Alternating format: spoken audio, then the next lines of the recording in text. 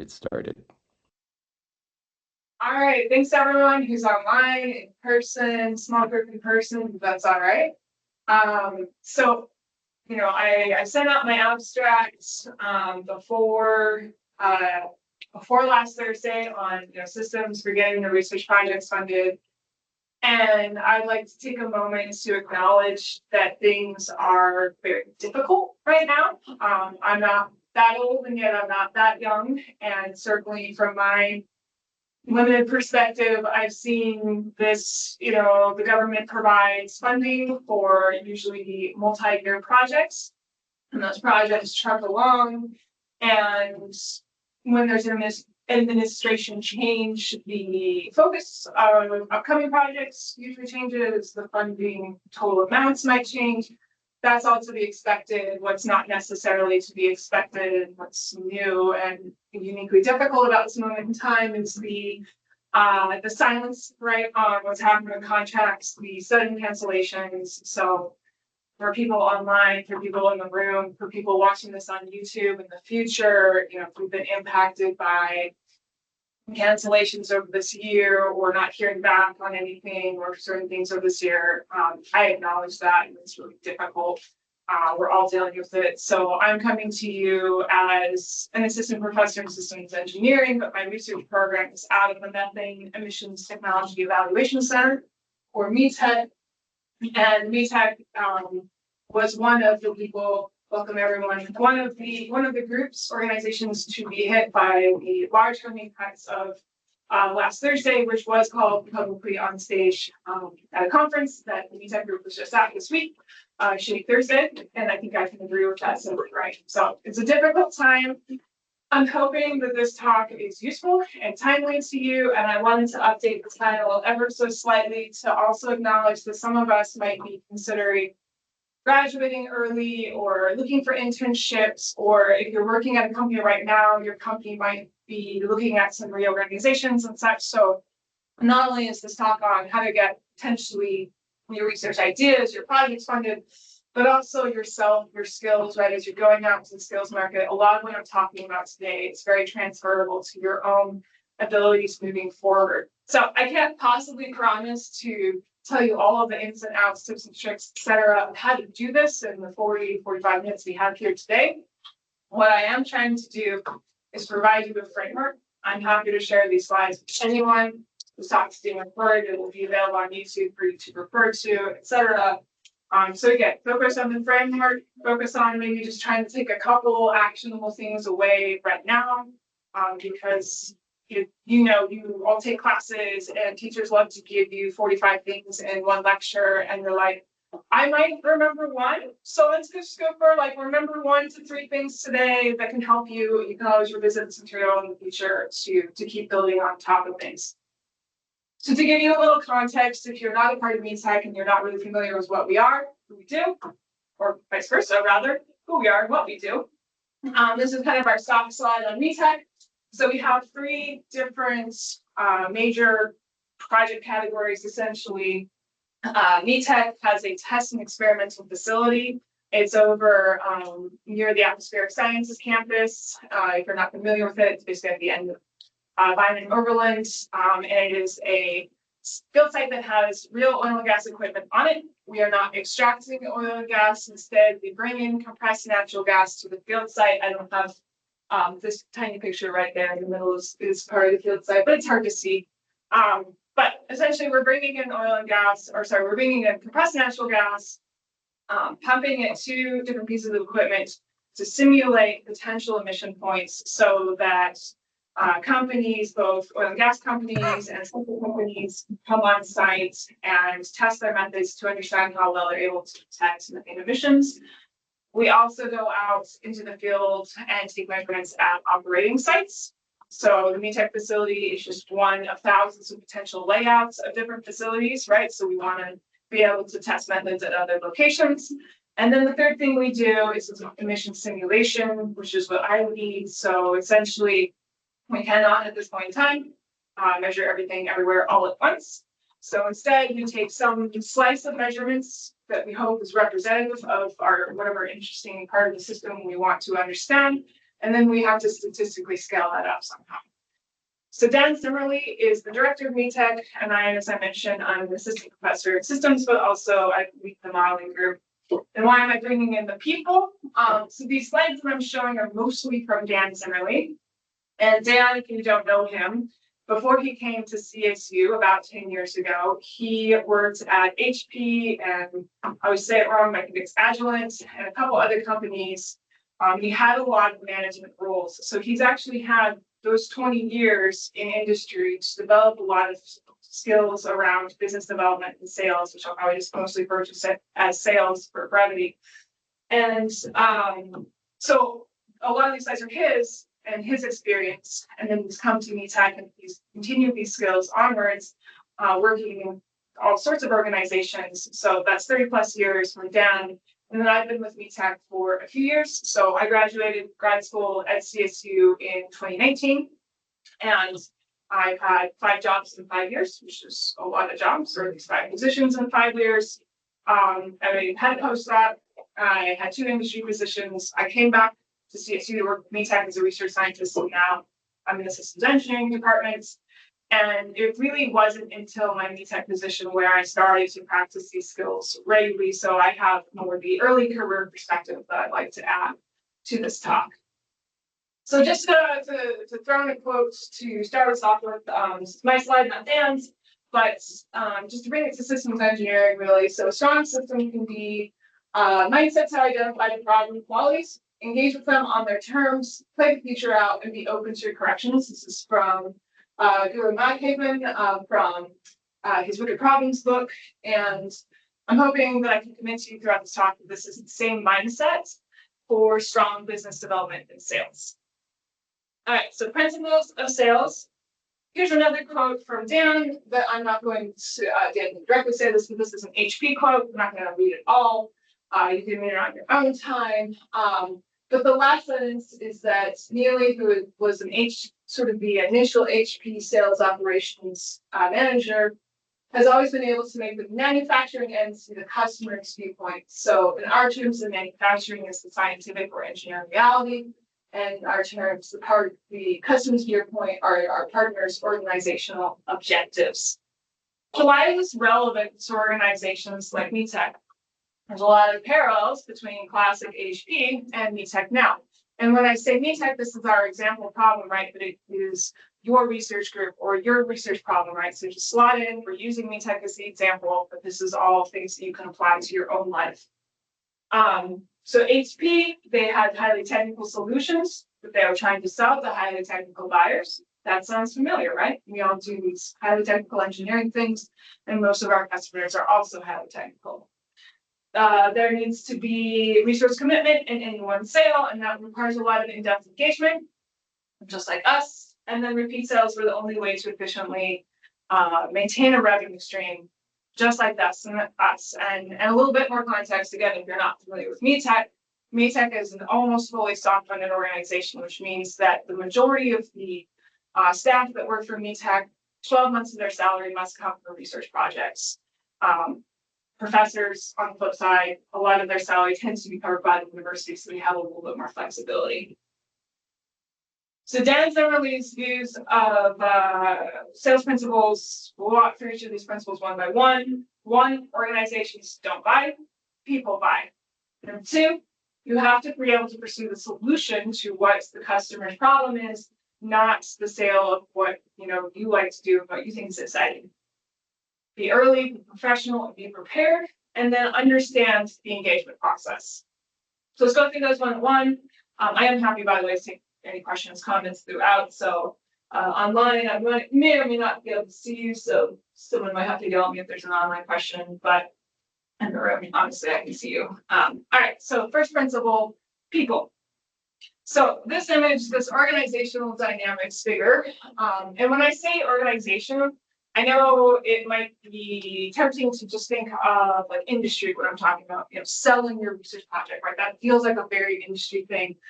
But in fact, you can actually engage with any organization that could have funding of your choice. So it could be industry, it could be government agencies, it could be non-governmental organizations, etc. And I point that out because I think it's really tempting to feel like these FOAs, these funding opportunity announcements from government agencies just kind of fall from the sky magically into your lap. And you just, you're like, okay, like the Department of Energy cares about this and I can do this and it's a good enough fit and go for it. When in reality, those FOAs didn't come out of a black hole. They came out of discussions with people like us to understand what are the needs of a broader coalition. So we can have conversations that do not necessarily lead directly to FOAs, but can at least influence the direction of these FOAs. So we'll come back to this figure a couple times, but it's essentially, here's us in the CSU RAM logo, and we're looking at some sort of organizational boundary, and we're never going to be able to see the whole company. We just have these contacts, and those contacts see some other part of the company. It depends on how large the organization is, but if you're working with a quite large organization, this becomes more and more relevant to understand who your contacts are and how they're interacting with the rest of the company. So the basic business development principles, really just walking through this figure with a bunch of words, is that actually punching a hole into that organizational boundary requires a lot of time and it requires conversations. And you yourself cannot really see into the organization without those contacts to provide that line of sight. And you have to remember that your contacts, they have objectives, and those objectives are not necessarily your objectives. So selling is this fine art, right? You're identifying when you can see into the organization through your contact that you've made, your capabilities and objectives line up at least well enough with whatever that contact's objectives are. And then that allows for freeing up the necessary resources to start moving forward on some sort of project. So it's really important that you pursue the solution. So let's put ourselves into, me right now, right? Where are we at right now? We have some budget ending some months from now, or some days from now, or just ended last Thursday, depending on where you are. We have some skills, products, services that we know how to sell. We know other organizations might have some similar products and services, so there's a bit of competition. And what happens a lot in academia is that you kind of go with this gut feel, like, let's just package up kind of what we can do, find a customer, government agency, industry, NGO, whatever, throw it at them and hope it sticks. All right, let's try to put ourselves in the shoes of this person that we're trying to throw this at. So this person, this potential customer right now might be thinking, I don't really care. I've got something, some deadline that's coming up in the next couple of weeks. I've heard about METEC or your organization or your group. That's interesting, but I'm not really thinking about it right now. Maybe they've worked with lots of different groups, so they kind of have they know some strengths and weaknesses. So their gut feel might look a little bit more like, what are you talking about? This isn't actually that important to me right now, and I don't understand how this is going to impact my near-term deliverables. So why this brute force path doesn't really exist or doesn't really work or has poor response. Because when you package something up and you just kind of throw it and see if it sticks, you don't understand what those people's objectives are. Your pitch is not in their language, right?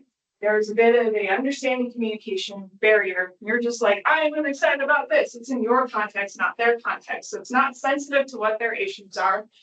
Hasn't necessarily set the time domain. And I'm saying this is kind of the worst case scenario, right? And there's always a continuum to everything. But you might be pitching something that they don't care about now, or maybe you're pitching something that you're like, I'm pretty certain in 3 years, this is going to be how the world looks. And they're like, that's cool, but I have things I need to get done in the next 2 months.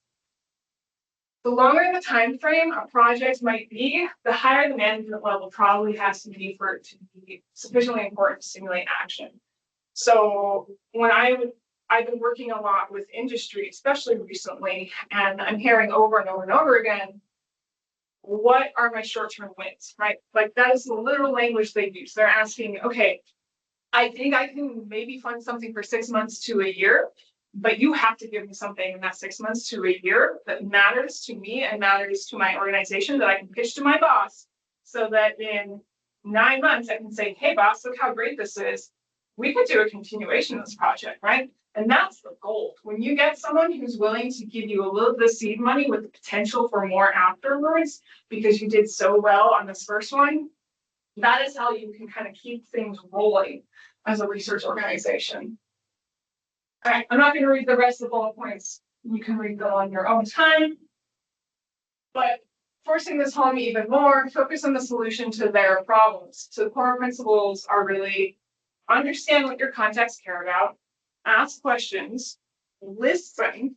You can even repeat back to them what you think you're hearing in the same conversation. So if you work with me in particular, you know that I always have a notebook at meetings. So I'm always like scribbling things down. That helps me keep things in mind.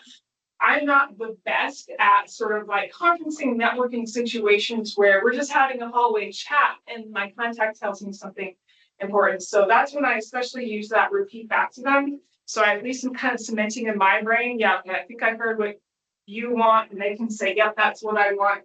And then I go write it down later as soon as I can. Don't jump to conclusions, solve and don't solve. So this graphic that Dan made is this continuation of, or continuum rather, honest self-evaluation, right? Where we go kind of from, we know exactly how to solve that to not a good match for us. The step and repeat on the far end of this end of the continuum, it's kind of more of a consulting thing, honestly, and it's not great for research organizations. It's a bit more like contract work. METEC does actually have some contract work, and it keeps things like certain little things just kind of ticking along at a steady pace, but it doesn't really lead to much growth one way or another. Then we go to extend what you've done. Then you can go, and this is kind of a sweet spot, especially if you're within the research scientist, professor-y kind of role where you're like, yeah, I want to do some new things, but I do think we can be successful. And then it starts to get, more and more difficult to the point where like it's just not going to work, and you probably should say no. So I'm going to take a moment and I'm going to pause for. I keep trying to lean on this table and it keeps rolling on me. Should probably lock it. Pause for a little story time, right? Because it's been a hard couple of weeks and I feel like we all deserve a little bit of entertainment. So first I'm going to do something horrifying. These are Anna's views of sales. And the horrifying thing that I'm going to do is try to sing at you and also date myself at the same time. So you all in the room look quite young. I can't see anyone online. So I don't know if anyone remembers my room. The 2013 dancehall classic, Turned Down for What was it by Little Snake? No, DJ Snake and Lil Jon. Any hands? Okay, we have one, two hands, and some, maybe in the back, they're like, maybe. All right, so it's this song, and over and over and over, Lil Jon or DJ Snake, and I apologize, I don't know which one, it's like, turned down for what? Like over and over and over. Okay, all right. Now, I had a situation that I'll give you my story time in a minute where I was pretty like, that did not go well. And it happened in the same day that I was working with a coach, and she was talking me through some things, and she said this really beautiful phrase of why she asks her client questions. And her very beautiful phrase was, for the sake of what? And I was like, oh, that's so nice. And I scribble it down in my notebook, and I'm like, there's a lot of words to remember. And I'm having a hard time remembering the exact order of all those words. So my exciting little trash can brain comes up with, ask what for what? All right. Story time number 2. Earlier that day, first thing in the morning, I have been working with Dan and a company, we'll call them Company X. And we've been working with some people in the European Union to try to pitch an idea to help the European Union people that we're working with some of the regulations. And everything's complicated, right? Like everything's interconnected in a weird way. And it seems like in order to get this idea funded, we need to go through this kind of side organization over here that interacts with the EU. So Company X got me and Dan a call with the side organization. And like the dutiful academic I am, I prepared my slides and I was like, all right, this is going to be fine. This Company X is talking with this side organization. They get it, no worries. I show up, I give my slides, I end, and the very first question that this guy from the side organization asks me is, so why should we care? And I freeze, deer in headlights. I'm like, gosh, you mean company X didn't tell you why to care? Like, oh crap. And I just blurred out the first thing I can, which was the exact opposite of the reality. I was like, so you can sell gas? No, they need to buy gas. I was nowhere in the right universe of anything. So I recollected myself and I tossed the question to our company X representative, and he did fine and it was fine. It all ended up okay, but it was a little embarrassing at the time. So what did I forget to do before I had this call? Why for what? Ask why for what? I did not understand why the side organization should care about little CSU over here in the US and our cool little project pitch. Do I remember every single time before I go into a conversation to ask why for what? No, not necessarily, but I have attempted to make a system in my mind that is annoying enough that I can actually remember, because what I'm going to ask you to do is, if you are or are not familiar with this song, at some point today, sit down on Spotify, Apple Music, whatever, YouTube, pull up this what is it originally called? And I messed up my mind. Turn down for what? Song, listen to it a few times, get it in your brain. It's very sticky in a very annoying way, and then apply it moving forward, right? You are asking why for what? Why does this person care about the thing I am trying to sell them? And if you do not know, you can ask them, and you can try to ask around. If you have a meeting set up, again, with my little example with this side organization and company X, I need to ask my contact in company X, why does side organization care? And that person would have told me, because he is a champion. He cares about this being sold because it solves one of his problems. But I didn't ask because I just assumed, well, they're all talking over there. And I was wrong. All right, let's go back to our regular scheduled programming, which is Dan's slides. By the way, these were my views of sales, not Dan's. He might not love that I, added in that little side. I'm sure he would love it, but it's not his. It's mine. Okay. So let's imagine two scenarios. One, we do think we have a solution to our customer's problem because we've asked what, and we understand their problem. We're moving forward. Cool. So what do we do? First, we repeat back their problem as you hear it. So if you look at METEC proposals or statements of work, which are generally not public, but you could, if you're in the METEC group, you can ask for example, or you can talk to your research advisor or whatever. We always have a section that just says, we understand the organization desires to blah, right? Repeat what they say. And then conceptualize how we would approach the problem. And these next few slides are pretty wordy, so I'm not going to read them all. But again, reach out to me if you want the slides, or check the YouTube video, take some shots, whatever you need. So this slide is just walking you through the elements of a concept, right? What you're putting in the statement of work. What do you do exactly? Why are you doing it this way? And what will they get? Always outline your key deliverables, make it short, right? And this does not, depending on who you are pitching this to, this tends to be a little bit more industry. Are these slides where they're not saying you have a 20-page limit? They're kind of like, give us something, right? FOAs, government FOAs, they always have a page limit. Of course, you write to the exact 20 pages and play with your formatting so you get everything in you could possibly get in. With industry, I'd say the shorter the better. Make it short, make it snappy. If they're confused on the detail, you're probably going to have a call anyways. Okay, let's say scenario number 2, you think you don't have a solution. So again, repeat back what you think their problem is as you heard it. Conceptualize at a very high level what the solution could look like, and then note the elements that make it not a good fit at this time. And if possible, go ahead and recommend someone else that could potentially solve this problem. So this slide, I'm not going to read all the examples, but it's a really nice slide of just walking through. Here's a few different ways you could write up.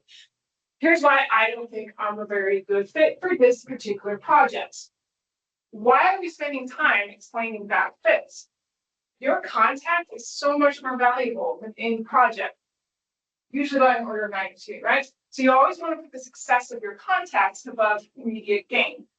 Don't ever try to pitch a project to your contact that you think is going to fail, because now your contact's going to look bad to their organization, and they're not going to be interested in coming back to you for another project. And the corollary that Dan added here is that don't underquote what you need to do. If you underquote, you're understaffed, you're going to underperform.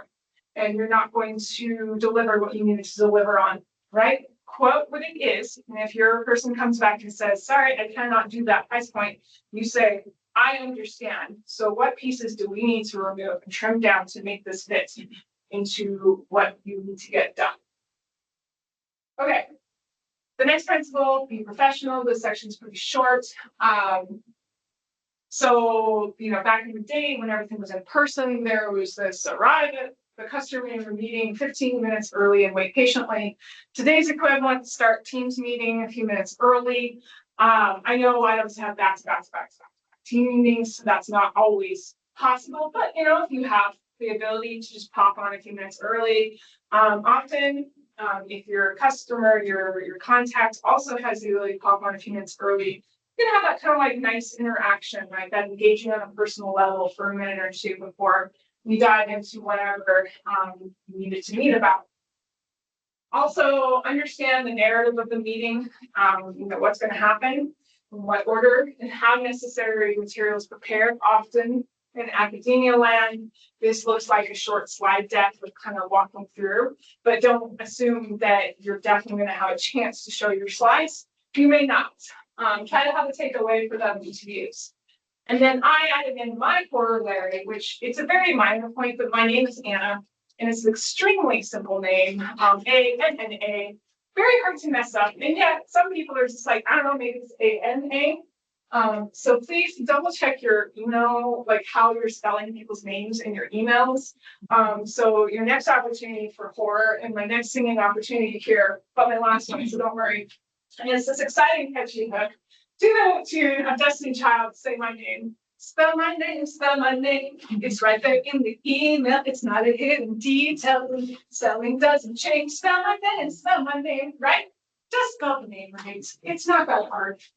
It doesn't matter, and it does. Okay, I'll stop harping on that one. All right, preparation. What's the purpose of the meeting? What are their objectives? What are our objectives? Has the groundwork been laid, or do you need to give a background? Right, when I started this call, I had a slide on METEC, so I was like, okay, I've got 2 METEC people in the front here. I don't know how many online, but I know there's a lot of people who don't know what METEC is, and I'm going to keep saying that word over and over again. So I want you to have that context. And then is the duration correct for you? About how much time do you have? If you have 30 minutes, do not show up with a 30 slide deck, whatever. 30 slide deck, there we go. And assume that that's going to go well, right? If your duration is 30 minutes, you have 5 slides, etc. Not a hard and fast rule, but just be reasonable. So this is just an example that, again, you can kind of read more thoroughly on your own, so I'll just read the little sides. Example, industry meeting. Do we know the organization? How do we jointly win with our contact? Why is this valuable? And is it worth their time? Okay, and then I think this is close to the last section. So understanding the biz dev and sales process. So a sales process starts when you put a name into your contact list. And this is Outlook, for example. If you do not have a contact, you cannot punch any hole into the organization. You have no line of sight. What happens if you're starting out and you really don't have any contacts? Well, this is where your networking opportunities are really valuable, right? Most of you are going to have the opportunity to go to one of our conferences while you're in grad school and start making contacts. Many of you work for someone, whether you're working at a company or you're working in a research group. And in theory, whoever you're working for has gotten to the point where they're at because they have contacts. So start understanding their contacts. Start saying, hey, I'm interested in doing stuff X, and it looks like company Y also likes X. Do you have any contacts you could send me a quick intro for, right? Use your existing network, grow your existing network. Show up, be there, listen, ask questions. Right? This, I didn't even realize the slide was next, but perfect. Just be there, right? You're present, you're listening, you're asking questions. Is the context suitable for the conversation, right? If it's a sensitive conversation, you probably don't want to be having it in the middle of, a busy conference. So if it seems like the conversation is headed towards that direction, just like, hey, this is a great conversation. Let's set up a Teams call or some other, or like, let's go find a room or something, right? Make sure that your contact that you're talking to feels comfortable. I'd also like to add another corollary. I think boundaries are incredibly important, right? We should all set boundaries for ourselves, like not working unusable hours. If you have a family, making sure your family's taken care of and everything. And sales often, at least in today's world, requires some amount of flexibility. So if you have an opportunity that doesn't come along very often, like a conference, and maybe you have some childcare things or whatever is going on, is there any ability to get a little extra childcare help so that you can stay at the conference a little longer, right? Is there an ability to maximize your time? Another example, this conference I was at this week, day one was very, very intense for me. And by the afternoon, I was like, I need a quick break. It was over in the Laurie Student Center. The engineering building's right next door. I was like, I could go to my office and just shut the door for like 10 minutes. Just sit there silently, do a little meditation, be okay.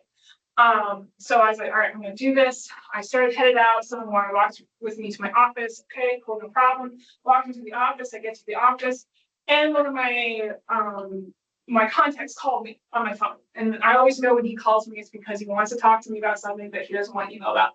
So I was like, all right, I'm taking this call because it's probably important, and it was important. I was really glad that I did that, right? So I had set a boundary for myself. I'm taking this 10-minute break. Boundary got smashed. Oh, well, I took the 10-minute break later. I was fine. I wasn't meaning to anyone because I got my break. So I'm just saying, if this is all does not sound good to you, if you were like, I want a lot of predictability, I protect my time fiercely, that is excellent. And that's really good to know about yourself. Keep it in mind if you're looking to move into positions that are very dynamic like this, because that flexibility sometimes kind of goes out the window. Okay. Do you have an internal champion? Does anyone know what an internal champion means? Or a guess? Online, you're also welcome to pitch in. Sorry, I just can't really see who's online. Yeah. Someone is spearheading a particular project or particular subject area. Someone who's spearheading at the organization, your subject, yeah, I would agree with that. So you cannot sell a project to an organization. I'll say it louder for people online or in depth. You cannot sell projects to an organization. You're selling your projects to people who then have to talk to probably other people who then might have to talk to even more people, depending on how large the organization is. So your champions sell projects to organizations, exactly what you said, right? You are not going to understand the organization, and you probably never will. Your champion is indeed a real person, and whether, in case you think this language is silly, you're like champion. I heard a business contact that I'm working on with a project literally say, well, that company over there lost their champion for this, so I don't know how that's going to go, right? This is just language people use. The champion trusts you because you have built up that relationship, and trust does take time to build, right? You can't just meet someone for 5 minutes at a conference and be like, score, I got a champion, right? It does take a little bit of time. Trust in you flows upward and downward in the other organization over time. So going back to this figure, these people at the organizational boundary are your champions. So your champions are hopefully being able to see better into the company, say, yeah, this idea is good. Or honestly, sometimes like this idea is not useful. Like, let's just throw it straight away in the trash. And that's helpful because now you haven't wasted a bunch of time trying to pursue something that's not going to work. That happened to me this week.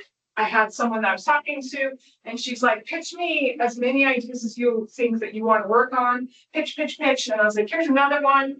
Quick pitch. She's like, no, we don't care about that. I'm like, awesome, move on. I don't have to think about it for another second of my life right now. This is a very wordy slide that Dan made, summarized by ChatGPT-4. It's on social exchange theory.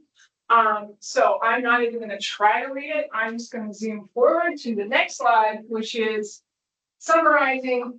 For success, your champion has to have a net positive over any net negatives in the relationship. So yeah, maybe if you're coming to them and they're like, I want to do this thing and it's going to require a month of your time and all these things, that's fine as long as whatever they're getting out of it is more positive than what they have to put into it.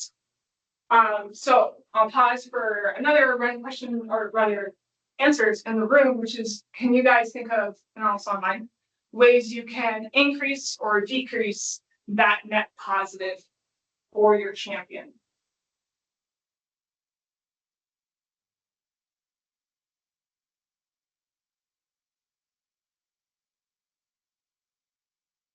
Yeah. Maybe if you have like mutual contacts, bringing people in on something could increase your net positive, but I guess it could also decrease it if it's someone who shouldn't be involved. Yeah, bringing other people into the fray. Sometimes it works out, sometimes it doesn't. I like that. Any other thoughts in the room or online? Yeah, I mean, the biggest thing for industry, you know, having been with HB, which you mentioned a lot today for 23 years, is finding out what they're going to be measured on for the year, especially your champion, and then finding some, you know, adjacent things that you can deliver, like papers or patents or whatever, that are going to both help your champion and yourself moving forward. So really having them kind of open kimono a little bit about what they're getting judged on for the year. Awesome, thanks, Steve.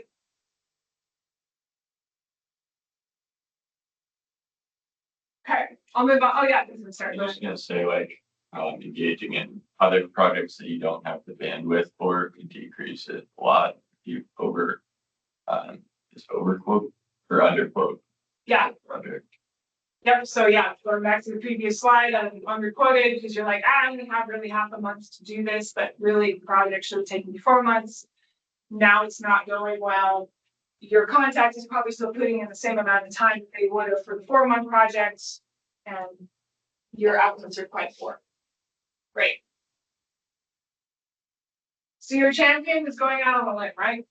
They trust you, they're taking risks to champion to their organization or to their bosses or whoever it might be what you're proposing. So you both need to be successful together. Let's give a case study. And I'm actually going to retool or not retool, but this one is going to refocus back on academia. Because remember at the beginning I said, yeah, it's not like these FOAs, these funding opportunity announcements always just fall out of the sky magically into your lap. What's FOA? Funding opportunity announcement. Yeah, good question. FOA, people say it differently. It's not like they just fall out of the sky from these organizations all the time. So Dan's been really good and active in this area. I've had a little bit less experience here, so these are 2 examples from Dan, where August 2021, right, Dan wrote a white paper primarily targeted to the DOE on challenges remaining in, this is very technical, methane terms, so don't worry what it means, but top-down bottom-up emissions reconciliation. And then sure enough, comes out an FOA that looks a lot like what Dan wrote in this white paper, and we got a project 2 years later. Same deal, July 2020, we provided an initial overview of what an improved METEC testing program could be. A couple years later, there was a specific overview of what this enhanced METEC program could contain. And then in 2024, we received a large award from the Department of Energy. All right. Selling never ends. It's never a single event. Research projects are like construction projects, right? You have to keep going after a big sale, repeat content, unpredictable timing. Actually, if I had been clever for this slide, I would have put up that image. You probably have all seen a version of it. I absolutely love it. It makes me laugh every time, where it's sort of like your research proposal is this gorgeous carved mahogany horse, spectacular, and then what it ends up being is like a terrible stick drawing of a horse that like a 5-year-old would have drawn, right? Like you always have to kind of keep that in mind. You're probably slightly over promising, but how close can you get it to the mahogany horse, not the stick figure and the spectrum? And then also the engagement is waning, right? And this is something that METEC struggles with a little bit because we do have so much staff and we are kind of sent in a lot of different directions. And sometimes we sort of take a pause and we realize, oh, we haven't really talked to this whole group of people over here for a while. So when that happens, get on the phone to your champion, get coaching on your cause, try to resell the project as you can, tune your interactions to meet your partners and be flexible. And remember those be professional principles. So last few slides, going back to kind of my video slide of sales, One, right, this takes time and practice. I said it takes time to build the trust with your champion, but it also just takes time to get comfortable with all of this. So this is brand new to you or mildly new to you, right? Don't feel like you need to learn everything today. Again, take away a few takeaways and revisit the material or different material as you grow and change. I know I'm not your professor. I can't assign you homework, but I'm going to give you homework in quotes, which is, right, try to meet a new person every week in your regular space, whatever that is. So if you work at the powerhouse or on main campus, can you meet someone new? I'm terrible at this. There are people at the powerhouse I've seen for like 3 years. I still don't know who they are. So I'm also saying this out loud. It's like, I'm trying to get better at this. This is an exercise for me. If you're not on main campus at all or the powerhouse, right, it's going to be your work. It's going to be your walking route. Maybe there's a person with a dog that you see every day and you're like, I could be that person. For the more professional environments, can you aim for at least a few interactions that get you to quickly quote sell who you are, what you're doing, what you're excited about, right? You never know when you're sitting at your desk, either at your work or at the powerhouse or main campus, and all of a sudden your boss walks along with some bigwig and they're like, oh, what are you doing? You know, you don't want to deer in headlights. You want to be able to say something coherent that shows how competent you are as a person. Also, do you have existing champions? Can you re-engage them? A pretty good reach out right now, honestly, is like, hey, things are changing really quickly. How are you doing, right? How is your company doing? We work in oil and gas, which seems like a pretty cushy place, but I know that some companies are going through reorganizations, and I was able to talk to a few people this week to say, hey, I know you just went through a reorg. How are you feeling? How's that going? Right? Connecting on that personal level. I wasn't asking them for money. I was just trying to make sure my contact, my person I care about, is also doing okay. And then my last principle of sales is this is hard to do. And in fact, pretty much everything we do is hard to do if you're not feeling resourced. So what does that mean? There's a lot of different ways that people phrase this. I like the resourced phrasing because it's essentially just tools for regulating your nervous system, or calming down when you're nervous, or being able to show up as a confident person who can talk about what you're doing.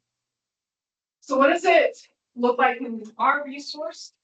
You could be calm, confident, you feel safe in what you're doing, you're able to look back on what happened, identify what went well, what you could still work on without going into mental spirals of, oh my gosh, I'm so terrible at this thing, I can't believe I said that, just freaking out. You're resilient. If you're not feeling resourced, it's going to look like imposter syndrome, not feeling like you're improving on certain things. It could look like spiraling, overwhelmed, burnout. You could feel desperate, and you could be irritable, right? That's probably my main problem. When I'm a little overwhelmed and things are going hard, I have to work really hard not to be an irritable person. And I know that about myself. So I want us all, I know we're getting near the end of our time, I'm only time for questions, but I want us all to learn one tool for resourcing, right? This is not hard. This doesn't have to cost a bunch of money or time. So the tool I want to teach, it's called the physiological side. And if you want to learn more, you can look this up online. You can look at Huberman Lab, you can go to their podcast, they talk about it all the time. This came out of Stanford Medicine. So I know this is very uncomfortable. The people online are probably by themselves, so yeah, that's okay. If you're in the room, feel free to close your eyes if you're like, well, this is weird, or you can just not follow along. That's fine. So the physiological side, I'll teach it and I'll explain it. It is 2 breaths in, so deep breath through your nose and then one more, and then slow breath out through your mouth. So I'll demonstrate it.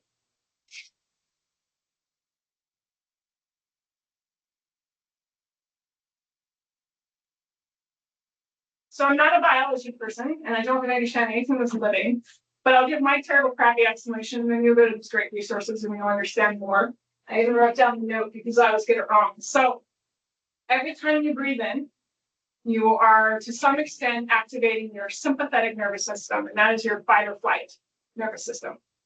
Every time you breathe out, you are somewhat activating your parasympathetic nervous system, or your rest and digest system. So we breathe through our nose, because there's something to do with nitric oxide that I frankly never quite understand or remember, but there's some benefit through breathing through your nose. And then when you do that second little breath at the top, all the little air sacs in your lungs are able to inflate even a little bit more. So now you brought a ton of oxygen into your body.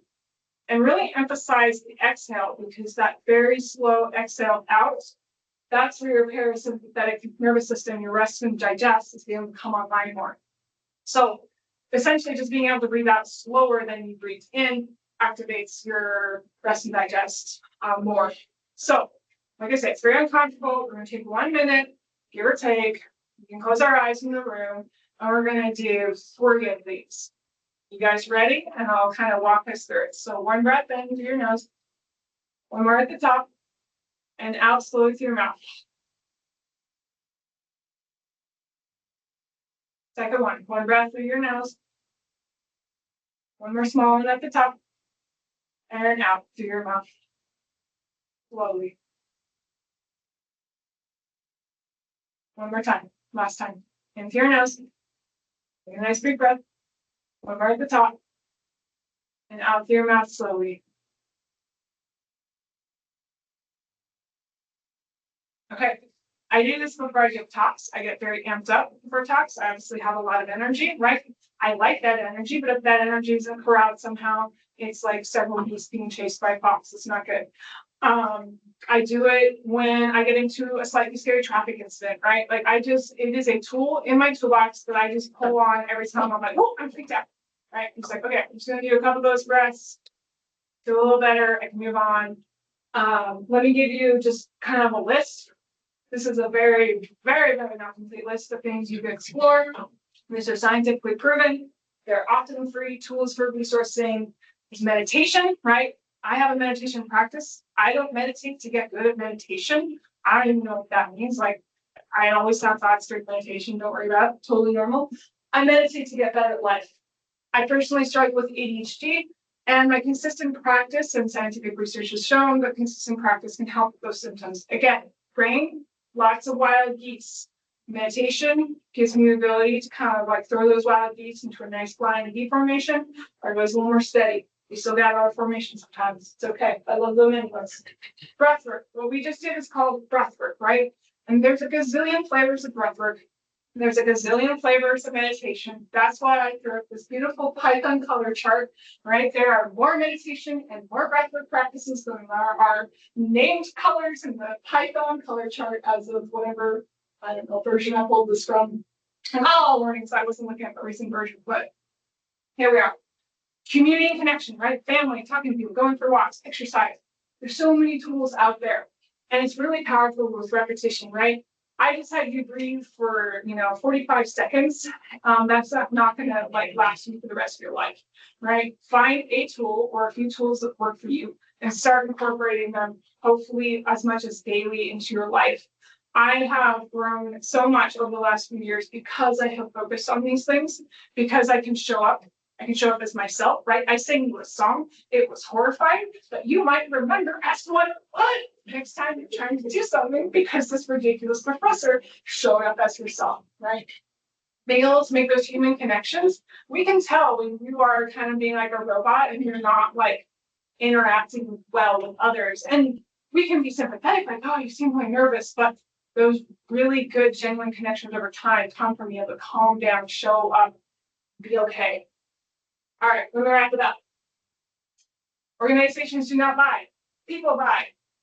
Ask what for what, right? Listen to that stupid song, get it in your head, and remember this. Listen, develop a solution to your champion's problem. You all know how to do really, really cool stuff, and your champion maybe cares about 5% of it. Focus on that 5%.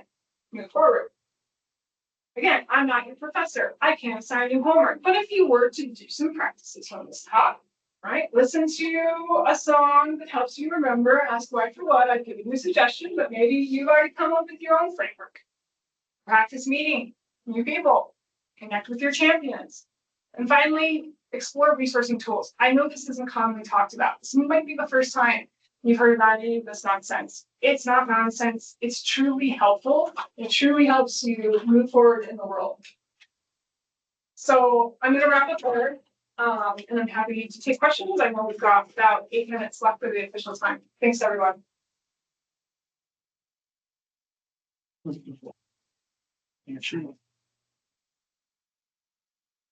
Questions online or in the room?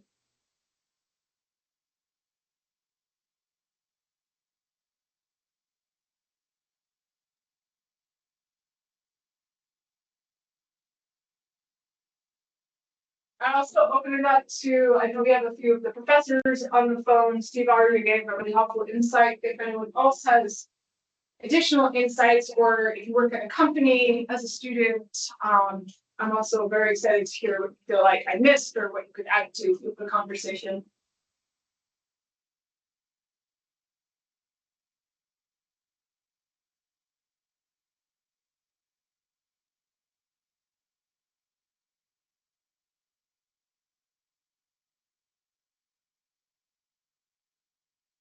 Okay, it was crystal clear.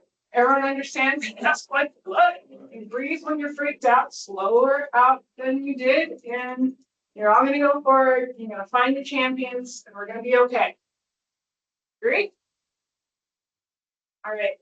Thanks, everyone. I appreciate you guys so much for coming. Thank you. Thanks, I wanted to throw better horses.